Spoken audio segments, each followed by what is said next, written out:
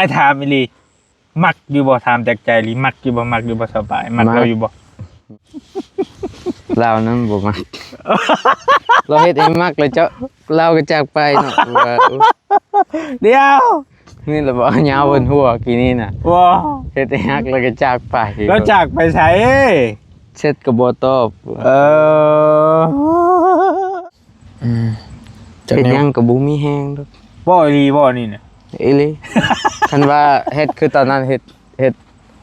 ดสวนเฮ็ดให้นี่น้องบ่อยากไปเลยคันว่ามักเขาเลยเขาเฮ็ดเสยซานั่นนั่นอย่าเลยน้องไปหามองลินแล้วบ่สบายใจอยู่เพื่อนบ่ได้บ่มีหมู่บ่มีหยังเด้บ่มีเลยคนอยู่บ้าน จะสิฝากหยังถึงเราถ้าเราเบิ่งเจ้าอยู่ตอนนี้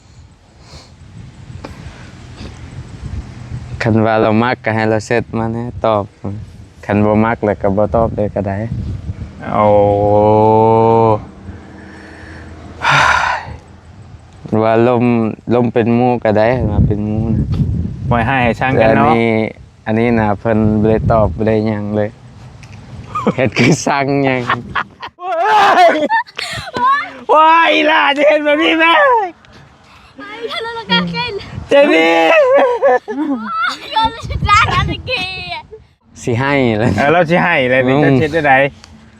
มาปลอบใจเราแม่นะบ้าเจ้าสิให้เดี๋ยวได้นี่นะ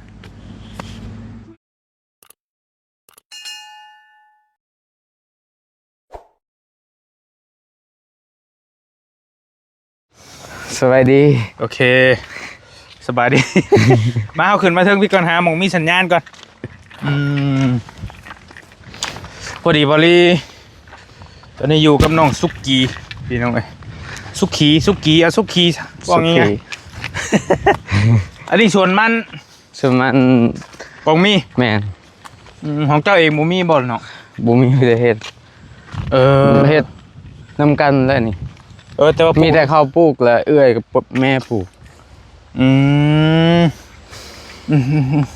พังพี่กระเมนเนาะ แม่นโดย โอเคใช่เพิ่นว่าสวนกล้วยตัวใดอีกสวนกล้วยอันนี้ก็ ถึงกล้วยอยู่ลุ่มนี่แหละ ตัวนั้นบ่ แม่นตอนนั้นแหละน้องทางนะตัว อันนั้นบ่ แม่ แต่ตัวไกลๆพูดบ่แม่นตัวไหน ตัวใด ปูดตัวพูดบ่แม่นต่างหากสวนกล้วยเขาเจ้าตัวไหน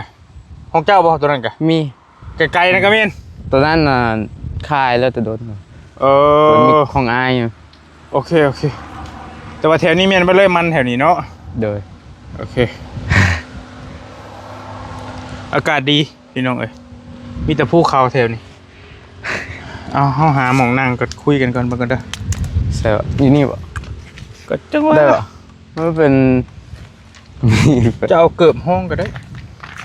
นี่ก็ได้นี่เอาเกือบห้องนั่งลง มาคุยกับผู้บ่าวคนก่อนพี่น้องเอ้ย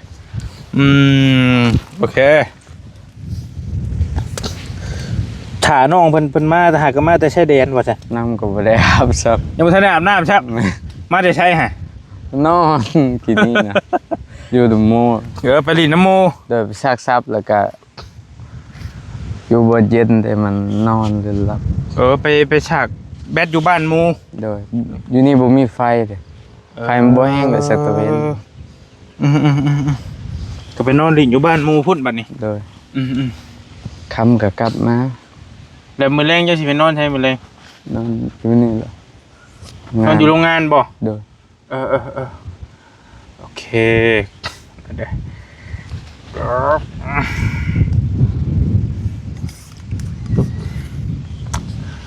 น้ำอ้ายก็มาฮอดคืนนี้เพิ่นน้องเพิ่นถามมาฮอดตอนไหนมาฮอดคืนนี้แต่ว่ามันดึกแล้วก็เลยบ่ได้มาแวะหาว่าสิมาแวะหาแต่คืนนี้แหละแต่ว่ายันว่ามันอันนี้ยันรบกวนเจ้า ขึ้นไปนอนจะชั่วโมงนอน นอนจังโมงแต่ละมื้อ แต่ละมื้อบางมื้อก็10โมงนอนดึกบางมื้อก็ฮอด12ซี่แหละ โอ้ลมผู้สาวบ่ บ่เบิ่งหนัง เบิ่งหนังซีรีส์บ่ ก็นั่งคือเด็กน้อย โอเคเป็นได้เรื่องผู้สาวได้ล้มกันอยู่บ่กับน้องปายเพิ่นเป็นจังได 2 มื้อแล้วได้ลง 2 มื้อเลย โดย เอาคือบ่ล้มบ่โทษชาวบอกว่าแปลงได้เลย ได้แล้วเสร็จยันเราเข้าเวียกก็ เพิ่นบ่ตอบบ่ เดี๋ยว โอ้ยเนาะ โอเคเบิ่งกันเด้อบอลลี่สิเว้าขึ้นหลังนั่นนึงกันมื้อก่อนบอลลี่สิมาหั่นบอลลี่ไปสัมภาษณ์น้องปายไปคุยเจ้าได้เบิ่งคลิปบ่ เบิก เบิ่งอยู่ เบิ่งยิ้มไปนำนะฮะเนาะ โดย อยู่เฮือนเบาเสียงหั่นได้มื้อฝนตกหั่นได้ เห็นบ่เสียงบ่มื้อใด จังว่าแต่ว่าเจ้าเบิ่ง น้องเบิ่งแต่3คลิปอยู่เห็นอายนั่นแหละ เบิ่งแต่มื้อ เอ้ยเราถ่ายกับอายถ่ายนึง คลิปนี้เบิ่งแล้วบ่คลิปนี้นี่คลิปนี้คลิปนี้เบิ่งคลิปนี้ยังอยู่โอเคอายเอาลงบ่ นี่แล้วถ่าย เบิ่งกันเด้อเบาลี่ถ่ายถามข่าวถามไทยน้องปลายเพิ่นแหละนั่นนู่นนี่แต่บัดนี้แล้วก็สิมาถามทางนี้นำบัดนี้ว่าเป็นแนวใดเนาะมาถามฟังฝ่ายชายนำฝ่ายหญิงนี่คุยนำกันเรื่อยอยู่แต่ว่าน้องเพิ่นอาจจะไปแล้วบ่มันนี่บ่ลงไทยแล้วบ่คือว่าสิลงวันที่20เบิ่งกันเด้อแต่ว่าทางเอื้อยเพิ่นว่าให้ลงวันค้านว่าน่าจะลงมื้ออื่นบ่จ๊ะตามให้เบิ่งบ่ได้คุยกัน2 มื้อยิ้มเปื่อยๆเพิ่นเล่าเราบ่รับบ่ โทรแล้วบ่ครับ โทรบ่รับ เด้อ เอ้าเฮ็ดหยังคือบ่รับ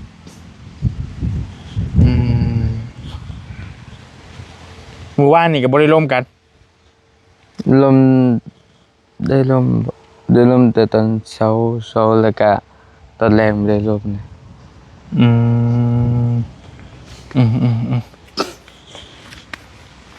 ไอ้ถามอีหลีอย่าตัวอ้ายเด้อ อันนี้บ่ได้เตรียมหยังกันมาก่อนเลยพี่น้องแบบร้อนๆเลยสดๆเลยนี่ ไอ้ถามอีหลีมักอยู่บ่ถามจากใจอีหลีมักอยู่บ่สบายมักเราอยู่บ่ มาก คันให้เอาเป็นเมียเอาได้บ่ บ่คือกันว่าเอาเป็นเมีย ความหมายว่าเจ้าว่าต้องเบิ่งนิสัยใจคอกันก่อนต้องทำความรู้จักกันก่อนแต่ว่าโดยรวมแล้วน่ะตอนนี้มักเห็นแล้วมักกันมัก เรานั้นบ่มัก เราเฮ็ดให้มักเลยเจ้าเราก็จากไปเนาะว่า เดี๋ยว นี่แหละบ่ยาวบนหัวกี่นี่น่ะ ว้า เฮ็ดให้ฮักแล้วก็จากไป แล้วจากไปใช้ เช็ดก็บ่ตอบ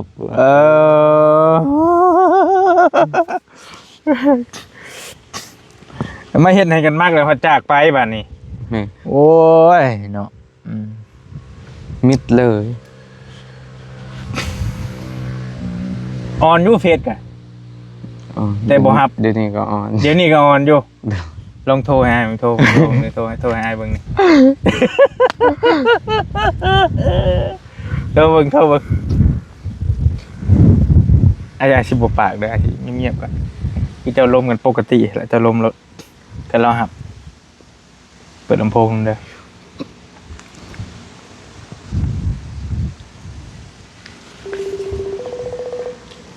เมื่อแอปนะ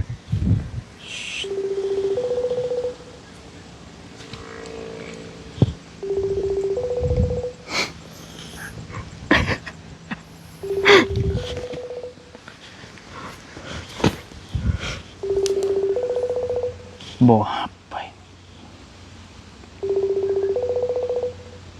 ส่งสายแล้วน้องโทรคืนนี้นะ บ่ โทร เอาเลย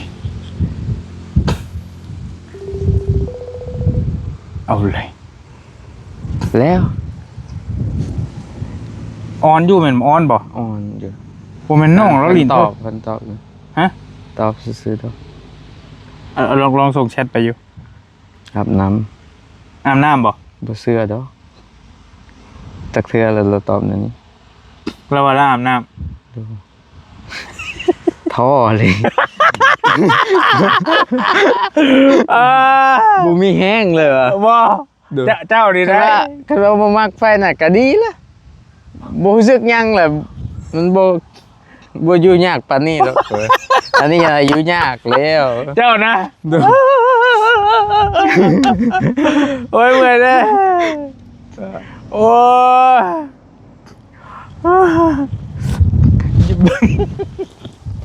มันอยู่ลำบากใจเลยอยู่บนชุกเลยจ้าตอนนี้ เราไปได้ตอบบ้านนี้กับเสานี่น้องว่าสิบ่เสร็จเลย แต่ก็อดบ่ น้ ได้ อง จะเชื่อไม่ได้เลยเอ้ยคำว่าเสร็จยังเสร็จอีกบ่ตอบแล้วก็น้องบ่เสร็จเลยน้องบ่อยากแบบมักไฟเดียวบ่ได้ ไม่นี่เอาละ มักเขาเลยใจเจ็บกว่า คือเป็นนั่น เขา นี่ มีผู้บ่าวหลายเดิ ไอ้บ่ฮู้มันเป็นน้องตัวนี้ไอ้บอกตรงๆนะไอ้บ่ฮู้นะไอ้บ่จักอีหลีว่าเพิ่นมีผู้บ่าวหรือบ่มีเพราะอ้ายเองก็หาก็สิเห็นกับเราอยู่ช่วงเรามาสงกรานต์นั่นแหละเราก็เป็นเพิ่นก็เป็นพี่น้องทั้งเมียเด้อ้ายก็บ่ได้บ่ฮู้ว่าเพิ่นมีผู้บ่าวบ่หรือบ่มีนะนี่ก็ ก็ บ่ บ่ ได้ ลงอยู่นํกันน่ะว่าบ่มี อ่า จักตัว อ้ายก็บ่ได้ว่าเข้าข้างคนตัวเองหรอกแต่ว่าอ้ายก็บ่จักอีหลีว่าเพิ่นมีหรือบ่มีนะถ้าเพิ่นมีหรือบ่มีก็บ่อ้ายก็บ่ได้สอเพิ่นจะถามว่าผู้สาวมันต้องมีผู้บ่าวแน่นอนมันต้องมีแม่นบ่ หรือว่าผู้บ่าวเนี่ยมันก็ต้องมีผู้สาว แต่ว่าเพิ่นสิฮักกันอีหลีบ่นี่อ้ายก็บ่จักนะคือเจ้าเนี่ยมันก็ต้องมีแน่ผู้สาวลมแม่นแล้วว่ะมันก็ต้องมีแต่ว่า แต่ว่าคนถึกใจนี่ดิ แม่นคนถึกใจนี่มันสิถึกใจไผแค่นั้นแห แต่ ละ ว่าเฮาถึกใจแล้วเฮาล้มผู้เดียวเลย แม่นบ่ นี่ อืม สิบ่เสร็จหาไปก็ถึกใจเด้ก็ล้มผู้นั้น มักเล่าดีหรือว่าบ่บอกดีๆนี่บ่ได้แม่นการแสดงไว้บ่อีหลีบ่นี่ มักอยู่ แต่เดี๋ยวนี้น่ะเฮ็ดเราเฮ็ดเดี๋ยวนี้น่ะมันจักนั่นได้เลยน้องก็ อ่อน บ่อยากไปกวนเขาปานใดเขาบ่มักก็แล้ว มัน เช็ดเพิ่นก็บ่ตอบ มันรู้สึก โทรหาก็บ่ตอบ มันรู้สึกว่าฮักเขาฝ่ายเดียวที่บอก โดดแต่น้องก็บ่อยากปานนั้นคันว่าแนวนั้น ตอนอยู่บ้านน่ะคันลมแนวนั้นน่ะได้อยู่ อืมไอ้ถามในไอ้ขอโทษเด้อเพราะว่าบอลลี่นี่ก็บ่ได้อยู่น้ำน้องเพิ่นตลอดเพิ่นอยู่เฮือนลุงเฮิมเด้หากะสิมาให้เพิ่นหยอกกันอยู่เฮือนบอลลี่นี่แหละตอบบ่ของเจ้าบ่หรือของไอ้ ของอ้าย บ่ไปแม่นบ่ ของอ้าย แม่นอยู่ น้องบ่มีคนเช็ดสิเช็ดไป มีแต่หมู่แหละเห็นเช็ดมาโทรมาเลยมีแต่หมู่เลย ก็แบบเด้อเดี๋ยวมื้อที่เจ้าก่อนเจ้าสิล้มกับสาวปลายหั่นมีคนแซวใส่กันบ่หรือว่าเจ้าเป็นไปคุยกันตอนใดแบบใดเล่าให้ฟังหน่อยก็บ่รู้จักก็ดีเด้ สิเมื่อแล้วก็คุยน้ำลาวคุยแล้วถือคอกันดิ บ่มือแรกเจ้าคุยกับเราเจ้าคุยอยู่ไส คุยอยู่เฮือน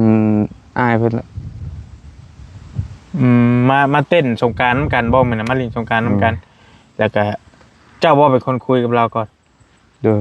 เมาเลย เมานี่ เมาเบียร์ผู้เสื้อเฮ็ดแล้ว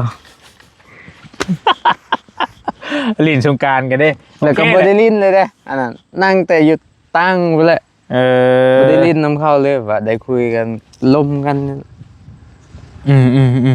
แล้วถามในคุยกันแบบใดฮะเจ้าคุยแบบใดคุยสำหรับคำแรกน่ะจื้ออยู่บ่ ภาพเรื่องมีผู้บ่าวนี่หรือว่าบ่มีก็ลมได้ เจ้าถามว่ามีผู้บ่าวแล้วบ่สิบ่ โดย เราบ่มี บ่มีก็ลมกัน แล้ว แล้วก็เอาเฟซคันว่าบ่มี อ่าคนเป็นผู้บ่าวผู้สาวกันนี่ต้องถามว่าเจ้ามีผู้บ่าวแล้วบ่เนาะถามว่าเจะมีผู้บ่าวแล้วบ่เราบ่มีติ คันว่าบ่มีก็ลมกัน ก็ แต่ว่า คุย บ่ กัน มีก็คุย โดยและเจ้าก็ขอเฟซเรา โดย แล้วก็ให้บัดนี้ หาย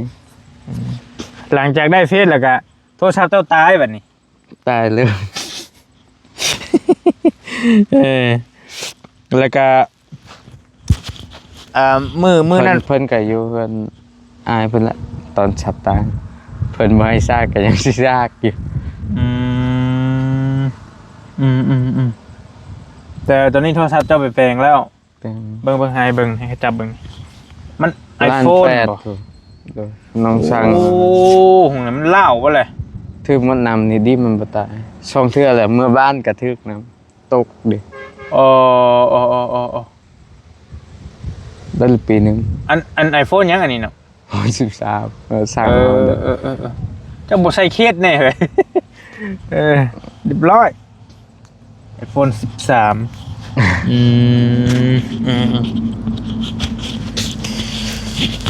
สิเฮ็ดแนวใดบัดนี้เนาะผู้สาวก็บ่รับสายบัดนี้จัก เฮ็ด แน หยั ว งก็บ่มีแฮงดอก บ่อีหลีบ่นี่น่ะ อีหลี คันว่าเฮ็ดคือตอนนั้นเฮ็ดสวนเฮ็ดให้นี่น้องบ่อยากไปเลย คันว่ามักเขาเลยเขาเฮ็ดเสยสานั่นน่ะอย่าเลยน้องไปหามองลินแหละบ่สบายใจอยู่เพื่อนบ่ได้บ่มีหมู่บ่มีหยังเด้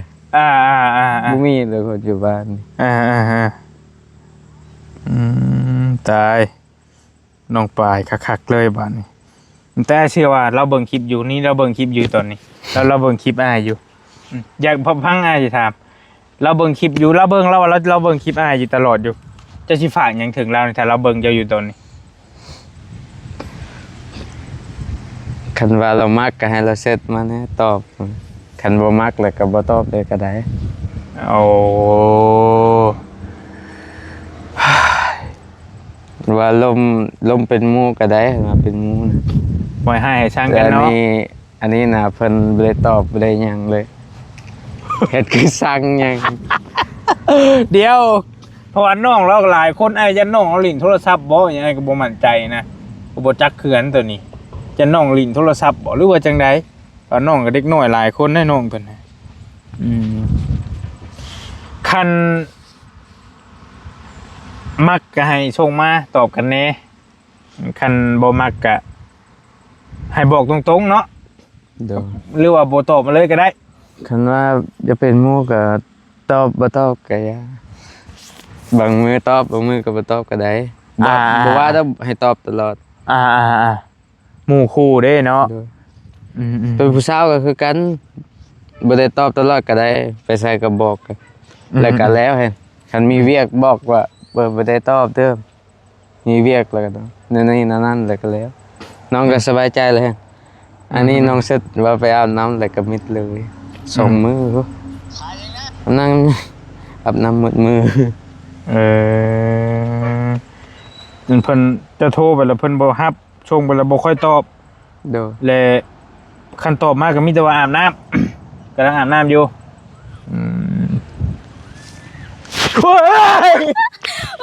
ว้ายล่ะจะเห็นแบบนี้ไหม ฉันแล้วกันกิน เจนี่ ก็ไม่ใช่ร้านอันนี้กินเดี๋ยวไม่ได้กินสบาย อยากย่างค่อยๆนั่นนะอยากเบิ่งเพิ่นถ่ายคลิปประเทศตกใจเด้อ ไม่ได้ตกใจนะเจ้าเจียนแต่ผู้เฒ่าหัวใจว่ายแม่เห็นแบบนี้ไหมอีหลา อยากเบิ่งคลิปเด้อยากบอกอยากอยู่เงียบๆตกใจ ย่างไปทำบุญก็ย่างน้ำเบาเองย่าง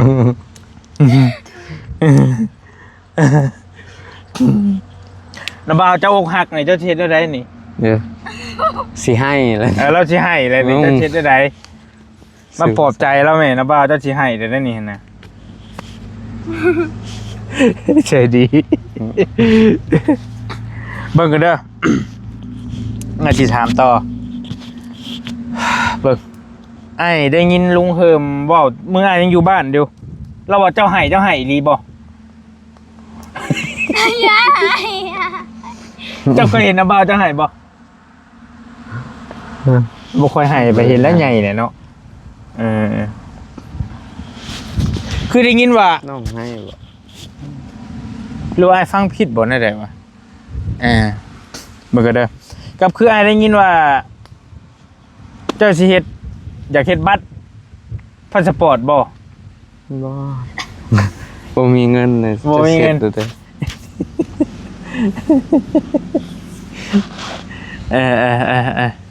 เอาความหมายว่าเห็นผู้ชายอยากลงไทยแหละคือได้ยินว่าข่าวว่าอยากไปนำตามมาได้ยินว่าแม่นดีบ่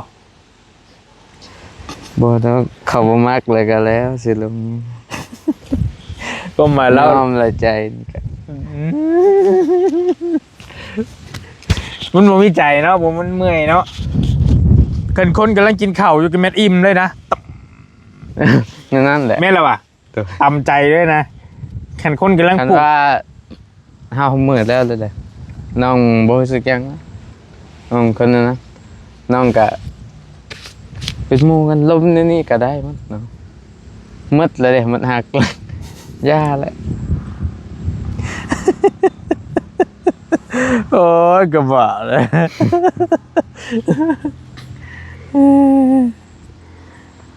เฮ็ดยังไงนะบ่าวเจ้าองค์หักกันเลยนี่ หักแล้ว ฮะบ่าวเจ้าองค์หักกันเลยมันก็จะไปปานนั่นบ่คิดว่ากันผู้โทรหาผู้สาวก็บ่ครับ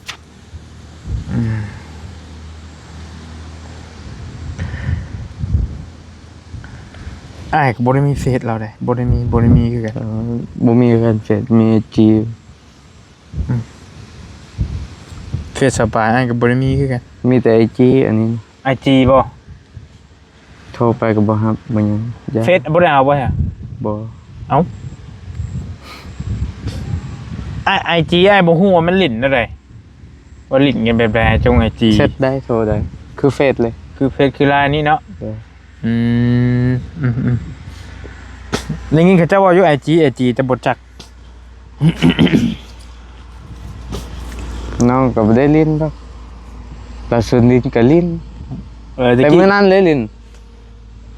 เราบอกให้ลิ้นกันลิ้ มี น แต่ผู้เดียวเราแหละอยู่ไอจีน่ะสิมีไผ แม่นบ่ให้ลิ้นอ่ะ ก็แม่ ตะ บ่ กี้ มีไผเลยอันนี้น่ะ เบิ่งให้เบิ่งหน่อยเบิ่งดูความหมายว่า บ่มีไผเลย มีแต่ผู้เดียวเรา ผู้นี้บ่เราเนี่ยผู้นี้เนาะ โดย น้องบ่เป็นลิ้นปลาแดนน่ะน้องก็ลิ้นมือขอเฟซแล้วลิ้น แต่ว่าบ่อยากโชว์ไปได้แม่นดีๆได้พี่น้องมีดีเลยเนี่ย เบิ่งโทรหา3 4 3 แต่ว่าเขียวอยู่เนาะกำลังใช้งานเนาะ โทษนี่จ้ะ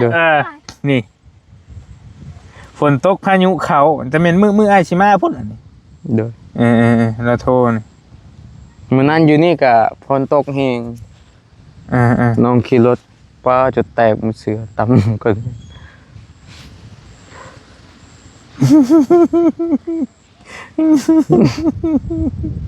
ก็บ่แต่ว่าอ่อนอยู่น่ะใช้งานอยู่นี่ ละอ่อนอยู่ กำลังใช้งาน คันบางมื้อก็ปิดการแจ้งเตือนแล้วก็แล้วบ่ใช้งานบ่ยังแล้วบ่ตอบซื่อ บ่กับจะว่าพายุเข้าไปจากมืดฝนช่ำตอนนี้แกเฮาเว้าไปในทางที่มันดีซะใจเย็นๆ ๆคันเว้าทางในประเทศนี่เราตอบแล้วเราเซตมาว่าเฮ็ดหยังเดี๋ยวนี้เด้ละอ่อนแต่กี้นี่แต่เช้านี้พุ่นบ่ว่าพายุ2มื้ออ้ายบ่ได้มาดอก นะ เดี๋ยวอ้ายก็พูดแล้วสิว่านำเลย นั่งยังส่งมือน้องบ่ได้ลมกันนี่แล้วเลยเด้น้องน้องบ่ได้ดนแล้วน้องบ่ได้มีผู้สาวน้องบ่อยากลมไผเลย บ่ ลมมีแต่เจอหน้ากันลมผู้สาวก็คือกันบ่ได้เจออยู่เฟซเด้อ ไอ้บ่จักในสิเว้าบ่จักในสิไปนำเลยปานไอ้ถามแน่สมมุติเด้อสมมุติว่าเรามักเจ้าฮักกันมักฮักกันในดีนี่ เจ้ากล้าชิเมื่ออยู่บ้านอ้ายได้บ่เมื่ออยู่ลำลาว กาครับพ่อแม่ เมื่อได้บ่แต่บ่ต้องถามพ่อแม่ว่าเนาะเพิ่นสิให้เมื่อบ่สิบ่ ยันเพิ่นเฒ่านี่บ่มีคนเฮ็ดเวียกอยู่เฮือนเด้คันมีคนอยู่เฮือนนี่น้องไปใส่ก็ได้หมด ไปใส่ก็ได้ ความหมายว่าชุมผู้หญิงเพิ่นชวนหลายเพิ่นไปอยู่นำผัวแม่นบ่ แม่ ลูกผู้หญิงเด้ปัดผู้ชายมีเจ้านี่ผู้หลาแม่นบ่ เด้อ ผู้ลูกหลาซำได้นี่พี่น้องเอ้ย แต่คันว่าแต่บ่พี่น้องเราหลายคน สมมุติว่ามีคนเบิ่งพ่อแม่เจ้านี่ก็เจ้าสามารถเมื่อได้มืออยู่พุ่นได้ โดย สามารถเมื่อได้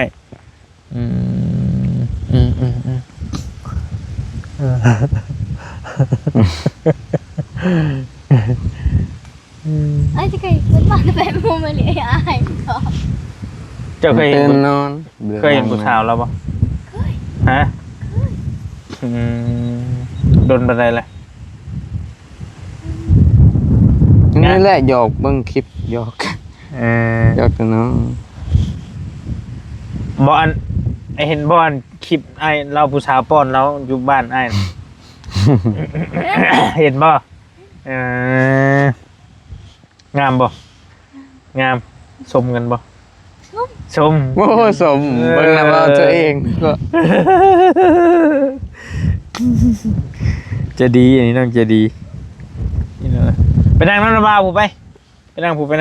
นาบาอกหักอยู่ น้ำบาองหักเดี๋ยวไปปลอบใจแล้วนี่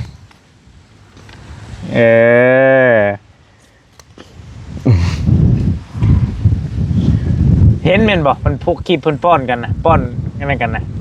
บอลเขาเห็นบอลเค้ก ป้อนเค้กกันนะ เบิ่งอยู่ผู้นั้นน่ะน้องสาวคอยน้องสาวอ้ายเพิ่นน่ะ น้องสาวทั้งเมีย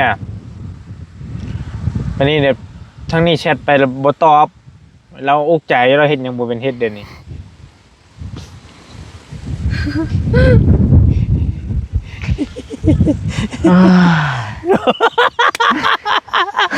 หายใจยังลำบากเลยเดี๋ยวนี้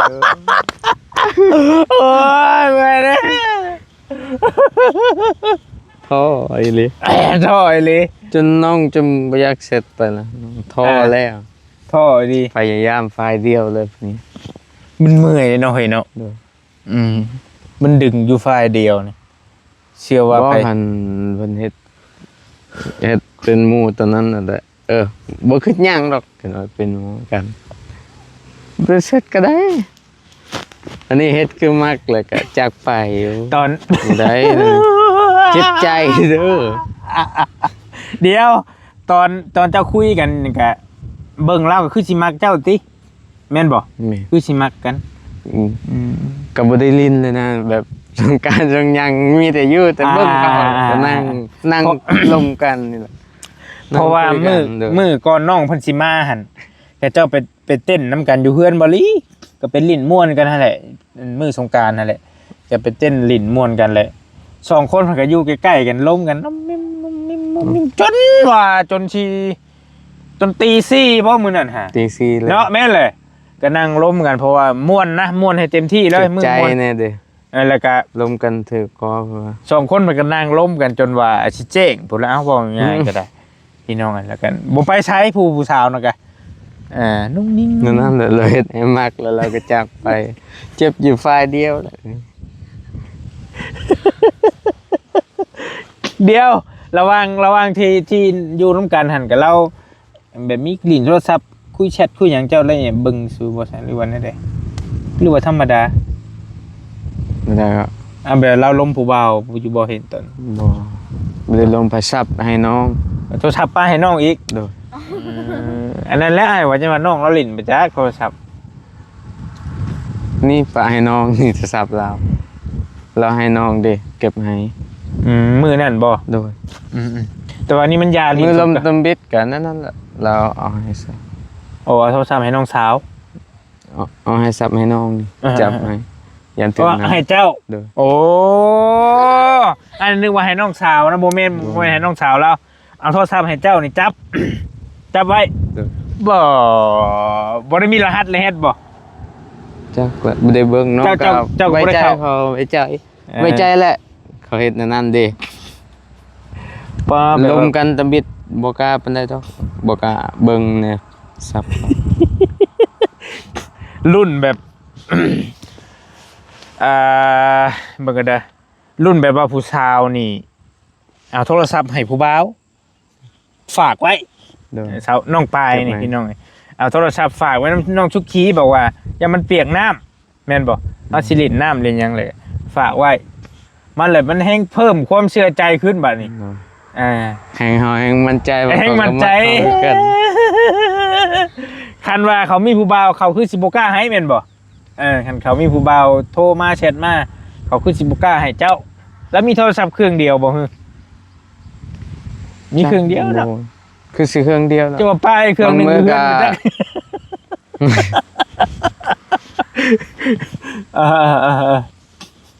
เพื่อน บ่ได้เพิ่มไฟเลย บางมื้อก็เห็นอยู่เราให้น้องเราลิ้น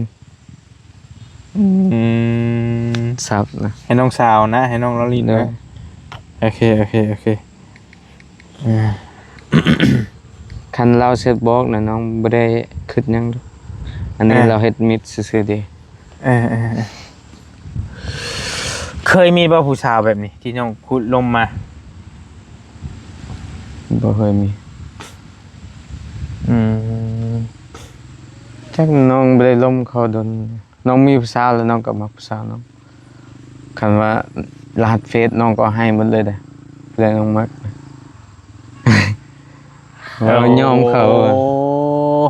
แบบว่าบ่มีหยังปกปิดเลย เด้อ บอกความหมายว่าผู้สาวที่ผ่านมาน่ะแบบว่าแชทไปแล้วบ่ตอบเลยสินะมีบ่เคยมีอยู่บ่ บ่มีอะไรมีแต่เขามีผู้บ่าวแล้ว ผู้สาวอยู่นี่น่ะเขาเสร็จแล้วคันเขามักแล้วเขาบอกมักเลยเด้อ คันบอกบ่มักเลยคันบ่มัก เขาบ่มักเขาก็บ่เสร็จนั่นนี่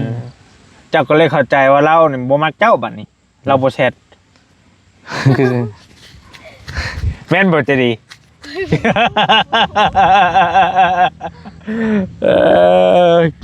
อันนี้ไอ้ก็บ่ได้เข้าข้างพุ่นเพียงพี่เบิ่งไปก่อนใจเย็นๆก่อนแต่ใจน้องเพิ่นนี่บอกว่าคันบ่มักก็บ่ตอบก็ได้บ่ตอบเลยก็ได้นะ เด้อ แต่อันนี่ผัดโดนๆถึงมาตอบแม่นบ่ปิ้งมา บางมื้อก็บ่ได้ตอบ มือก็บ่ได้ตอบ คันว่าคาเวียกพายุเขาก็เป็นน้ำบางมื้อที่บ่ว่าทุกมื้อเลย น้องเพิ่นว่าคันว่าพายุเข้าคือสิเข้าดนแท้2มื้อแม่นบ่ เพิ่นบ่อ้อนก็แค่นี้อันนี้โอ้ นี่เพิ่นนอนอยู่ ไปอยู่เข้าอ้อน จักอ้ายสิเข้าข้างไผจักอ้ายสิเว้าแบบใดเพิ่นอ้ายก็ได้โอ้โหได้ เดี๋ยว สิ นี้ ว่า น่ะน้องยังมักอยู่แต่บ่ฮู้เลยยัง 3-4 มื้อคันเราเฮ็ดแบบบ่ตอบบ่หยังแล้วก็น้องก็ เจ้าก็สิถอดใจ เดี๋ยว ทำใจ ทำใจ บ่ให้ ทำใจ ติเฮ้ย ซะ บ่ให้ติเฮ้ย บ่ให้แล้ว บ่ฮู้และรู้สึกเหงาก็ให้คือกัน มักเขาเด้แต่นี่ธรรมดามันบ่ให้ดอกยังบ่ได้อยู่นำเขาตลอดเด้ ความหมายว่าคันเจ้า ก็รู้จักกัน คันเจ้าแบบได้มักฮักกันในดีหลายเดือนหลายปีนะบ่เหลือแล้วบ่ให้ได้ตอนไหนเนาะบ่เหลือให้มันเนาะ บ่เหลือลำบากใจ ขนาดดำมืออันนี้เนาะก็ยังเศร้าอันนี้แหละ จะสิฆ่าตัวตายพุ่นมันลง เดี๋ยว ใจเย็น อยู่บ่ได้ดอกปกติน้องบ่ได้ลมไผเลย ๆคู่มือนี่ก็บ่ได้มีผู้สาวบ่บ่อีหลี บ่มี บ่ได้มีบ่ มีแต่ไปเล่นน้ำหมู่ อืม ไปเล่นน้ำหมู่ล่ะเขาเซตมาเองว่ามักก็มักเขาบอก อืม แบบนี้เลย คันเจ้ามีผู้สาวแล้วเจ้าสิบ่คุยกับเรา บ่ดอก อันนี้จะมีเจ้ากับบ่มีเจ้าก็คุย บ่ เจ้าถามเราแล้วเจ้าก็คุยกัน เดี๋ยว อืม เพิ่นถามแล้วเฮ็ดเวียกนำเพิ่นมีผู้สาวบ่น้องบอกว่าบ่มีได้ลมไผ เราก็ถามเจ้า ว่ามีผู้สาวบ่สิบ่เจ้าก็บอกบ่มี เจ้าก็ถามเรามีผู้บ่าวบ่เราก็บอกบ่มีนะต่างคนต่างเปิดใจให้กันละโยเฮ็ดได้บ่ เขาเฮ็ดให้มัก เฮ็ดให้ฮักแล้วก็จากไป เด้อคิดอยู่ฝ่ายเดียวแท้ อืม นั่นแหละน้องยัน ยันคิดแต่ผู้เดียว เราเลยคิดนะ คิดมากอยู่ฝ่ายเดียวโอ้ยเบิ่งเสร็จแล้วเราบ่เห็นเสร็จมาซองอยู่ได้เพิ่น เฮ้ย น้องนี่ซองอยู่ ช่องตลอดเลย ซองยันเราเสร็จมาบ่เห็นเสร็จมา เบิ่งแล้วเบิ่งอีกอยู่ แต่มื้อนี้น่ะน้องบ่ได้เบิ่งนะ ก็ยังบ่ตอบมาคือเก่าอยู่ น้องโทรเสาร์นี้เพิ่นบ่รับแล้วก็ บ่ได้เบิ่งเลยยาซะนอนทำใจ อยู่น้ำหมู่อยู่ผู้เดียวบ่ได้เลยคันอยู่ผู้เดียวคิดหลายจังนั้นเลยคันเฮาบ่มีเลยก็ดีเฮาบ่ได้ลมไผเลยก็ดีบ่ได้คิดหยังเลย เด้อ สบายอันนี้ลมๆนี่แล้วก็ ปลายเพิ่นเฮ็ดคืออย่างมากในอันนั้นแหละ โอ้ยเมื่อยนี่เนาะเฮ็ดได้บาดนี่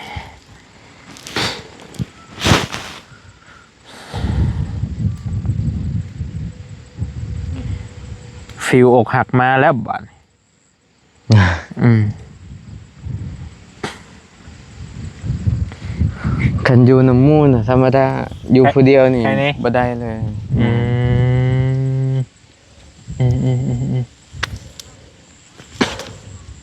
อยู่ในหมู่หลายคนใครเนี้เนาะว่าหันบ่นี่เนาะอยู่ผู้เดียวเศร้าแล้วบาดนี้โอ้ยเมื่อยเลย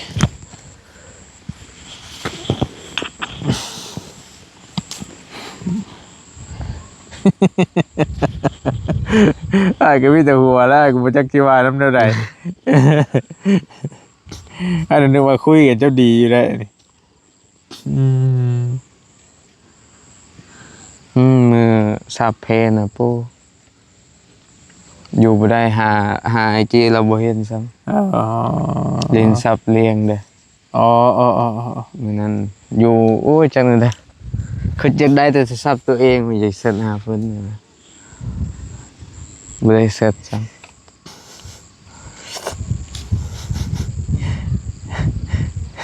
ถ้าแต่เขาตอบเสร็จ มืดคืนเขาบ่ตอบมา เรื่องเฮ็ดเวียกนี่น้องเข้าใจว่าเขาเฮ็ดเวียก ได้ กันว่าเขามักเฮาเขาก็บอกเองเฮ็ดเวียกก่อนเด้อ ได้ วางจึงเสร็จมานี่ แม่น น้องก็บ่คิดหยังเลย อันนี้อ้อนอยู่เหมือนมือว่าบางมือก็บ่ตอบเลย เริ่มสิท้อคือกัน เดี๋ยวคันสมมุติว่าตอนเช้าเราไปเฮ็ดเวียกบ่ข่อยไปเฮ็ดเวียกก่อนเด้อตอนแลงข่อยสิส่งหาสิบ่ก็เข้าเฮาก็โอเคแม่นบ่ โอเค นี่มันเงียบไปเลยแบบบ่ไหวติ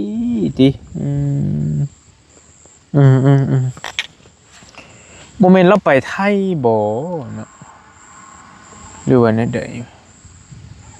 ไปไทยอยู่บ่จ้ะบ่เป็นไรอย่าสิโทรถามป้าให้เบิ่งสิถามป้าให้ถามเมียบ่เสียงให้โทรหาเมียบ่เสียงเฮ้ย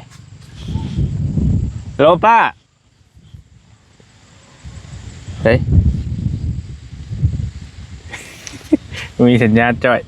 บ่มีบ่ โลใช่ยินบ่แป๊บ โอ้ยเพราะว่าไงโทรหาเมียก็ได้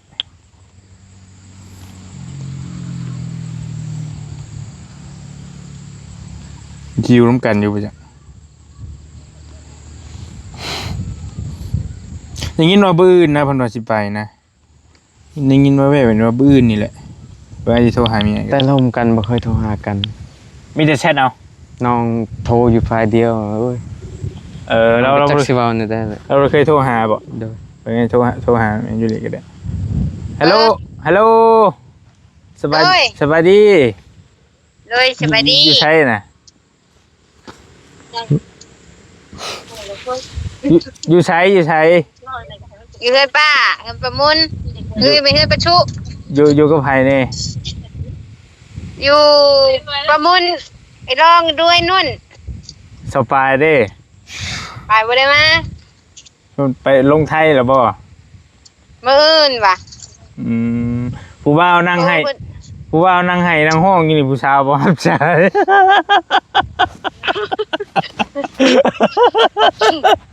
เอ้า กินข้าวกัน โท อยู่ รมาอยู่เพิ่นบ่มาเพิ่นกวดเพื่อนอยู่ว่ะเพิ่นบ่ได้มามื้อนี้น่ะลงไทย กวดเฮือน แม่นเฮ็ดเวียกเพื่อนเพิ่นมันมื้อบ่ได้มามื้อนี้ซักเสื้อซักผ้าอยู่ว่ะ อืมเราว่าคันบ่มักก็ให้บอกกันจบดีแน่เราจะเงียบแบบนี้เราอะ แต่ก็ข้าวเวียกได้อยู่บ่จ๊ะ เอ้นาง ขึ้นมาอีก นางอยู่กับน้องเพิ่นอยู่เดี๋ยวนี้ โอ้อยากเอาให้พี่แต่พวกนี้คือเนาะ บื้นมันสิลงไทยติ แม่นมื้อลงไทย อ้าวเนาะอันโทรศัพท์เราให้ไผลิ้นแต่เก่าน่ะให้น้องบ่น้องสาวบ่ลิ้น แล้วจะแม่นน่าจะแม่นให้น้องดิน อืมโอเคโอเคนึกว่าเพิ่นนึกว่าอยู่ร่วมกันใช่เหรอ บ่ไปยุ่งกัน โอเค เด้อ เรากวดเฮือนเรา บ่ เฮือนก็คือว่ากวดพริกแค่เนาะ แล้วว่าอาบน้ กวดจะเช่าคุณบ่เห็นว่าก็บืนเพิ่นลงไทยบืนเพิ่นสิไปไทยเพิ่นว่าตะกี้ว่าสิไปมื้อนี้แต่ว่าเพิ่นมาให้ไปบืนเอ้ยเพิ่นมาให้ไปบืนไปซะเฮาเมื่อ ำ ไอ้เสี่ยวมีให้ต้มกินเพราะมีแรงใจ ไปจะดี กินยังบ่ได้ดอกบ่แซ่บเลยกิน กินยังก็บ่ได้ บ่แซ่บดอก โอ้ยเนาะ ผู้สาวปะแล้วเนาะ กระโพดเจ้าก็ได้ปานนั้นนะเฮ้ยโอ้ย อย่าล่มได้ ย่างอย่าล่มได้เบิ่งคือเซ่แท้กระบาบกระเบาะ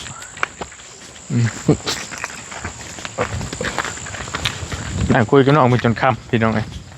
ตัวนั่นใดพอลีก็ได้เฮ้ย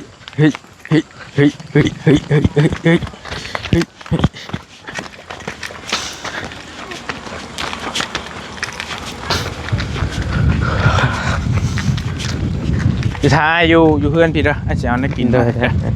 นี่มาเอาไม้มาให้กันใจเย็นจะดีถ่ายพี่ได้เอานักกินมาถ่ายอยู่เพื่อนพี่น่ะข้าวแรงมาตุ๊ กินข้าวเจ้า กินข้าวเจ้า โดยกินข้าวเจ้าลูก โดยอันนั้นมาปันกันเด้อมีขนมมีมาม่ามีปลากระป๋องแล้วปันกันกินน้ำกันเด้อสู้ๆเด้อ เอาเมื่อลินเฮือลงเฮิมไปป่ะกะว่าว่างแล้วลงไว้หลังเด้อ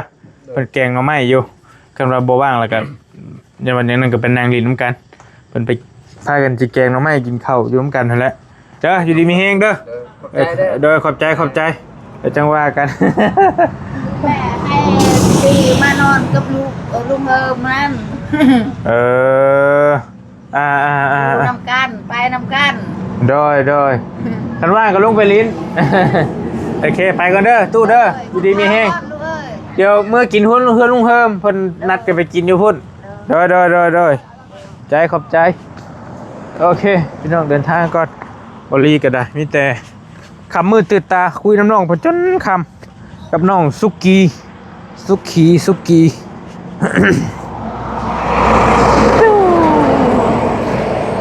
โอเคมีแต่ น้องเพิ่นก็เป็นอะไรนะอกหักกว่าซั่นแต่น้องเพิ่นบ่ทันตอบแชทก็บ่ฮู้คือกันว่าเกิดจากสาเหตุหยังเนาะก็เบิ่งติดตามกันตอนต่อไปว่าสิ ลงเอยแบบใดทางน้องปายกับทางน้องสุกี้เพิ่นก็คุยกันมือสงกรานต์นั่นแหละบ่ได้เห็นเพิ่นน้องแน่งกันคุยลิ้นกันตามภาษาผู้บ่าวผู้สาวนั่นแหละเนาะแต่ว่ามาฮอดคู่มือนี่เพิ่นน้องสุกี้เพิ่นมักน้องเพิ่นอีหลีว่าซั่นโทรหาเพิ่นบ่รับสายจนสิให้สิห้องโอ้โหว่าแนวใดคือกันอยู่ดีมีแฮงสวัสดีเจอกันบ่ลี่กลับก่อนบ๊ายบายพี่น้องติดตามคว ความหักเบาเซโปนกับสาวเซโนต่อไปบ๊ายบาย